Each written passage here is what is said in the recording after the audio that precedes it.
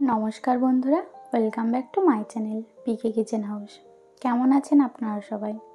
আশা করছি আপনারা খুবই ভালো আছেন। আমিও ভালো আছি। আমি কুয়েলি আপনাদের জন্য নিয়ে চলে এসেছি আজকে একটা নতুন রেসিপি।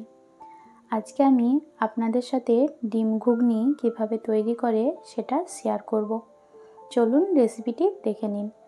রেসিপিটি ভালো লেগে থাকলে একটা লাইক আর একটা শেয়ার করে দেওয়ার অনুরোধ রইল। এখানে আমি 5টা ডিম নিয়ে নিয়েছি। এটাকে ভালো করে সেদ্ধ করে নেব। আর এদিকে আমি প্রেসার কুকারে দিয়ে দেব ঘুগনি করার জন্য যে মটরটা আমি সারা রাত ভিজিয়ে রেখেছিলাম সেটা। দিয়ে এখানে পরিমাণ মতন জল দিয়ে দেব লবণ, লঙ্কা গুঁড়ো, হলুদ গুঁড়ো, ভাজা জিরে গুঁড়ো আর ধনে গুঁড়ো দিয়ে এটাকে ভালো করে বন্ধ করে দেব। দিয়ে এটাতে 5টা থেকে 6টা সিটি দিয়ে দেব।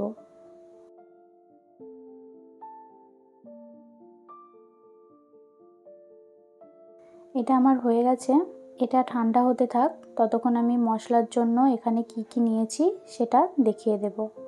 এখানে আমি নিয়েছি রসুন, আদা, পেঁয়াজ, দারচিনি, এলাচ আর জিরে। এটাকে মিক্সার গ্রাইন্ডার দিয়ে একটা মিহি পেস্ট তৈরি করে নেব। কড়াইয়ে আমি দিয়ে দেব পরিমাণ মতন তেল।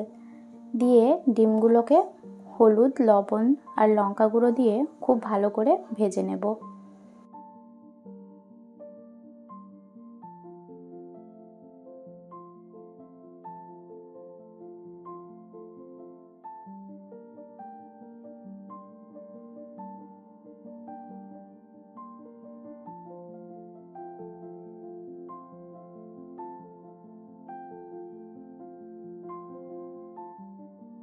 এগুলো আমার ভাজা হয়ে গেছে। এবার এগুলোকে তুলে নেব। এবার এই একই তেলে তেজপাতা আর কালো জিরে দিয়ে মশলাটাকে দিয়ে দেব। দিয়ে মশলাটা ভালো করে কষিয়ে নেব। মশলাটা আমার খুব ভালো করে কষানো হয়ে গেছে। এবার এটা ঘুগনির মধ্যে দিয়ে দেব। এটা দিয়ে খুব ভালো করে নাড়াচাড়া করে নিয়ে ডিমগুলো দিয়ে দেব।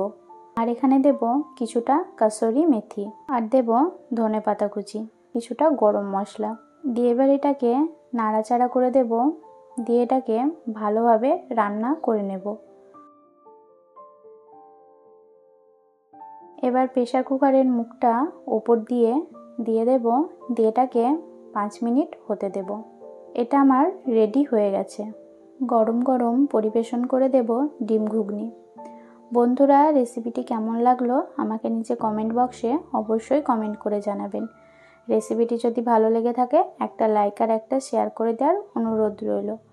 বন্ধুরা, আপনারা যদি আমার চ্যানেলে নতুন হয়ে থাকেন তাহলে প্লিজ চ্যানেলটিকে সাবস্ক্রাইব করে দেবেন আর পাশে থাকা বেল আইকনটি অবশ্যই ক্লিক করে দেবেন আমার পরবর্তী ভিডিও নোটিফিকেশান সবার আগে পাওয়ার জন্য। আর ফেসবুক থেকে দেখে থাকলে পেজটিকে অবশ্যই ফলো করে দেবেন। ধন্যবাদ শেষ পর্যন্ত আমার সাথে থাকার জন্য।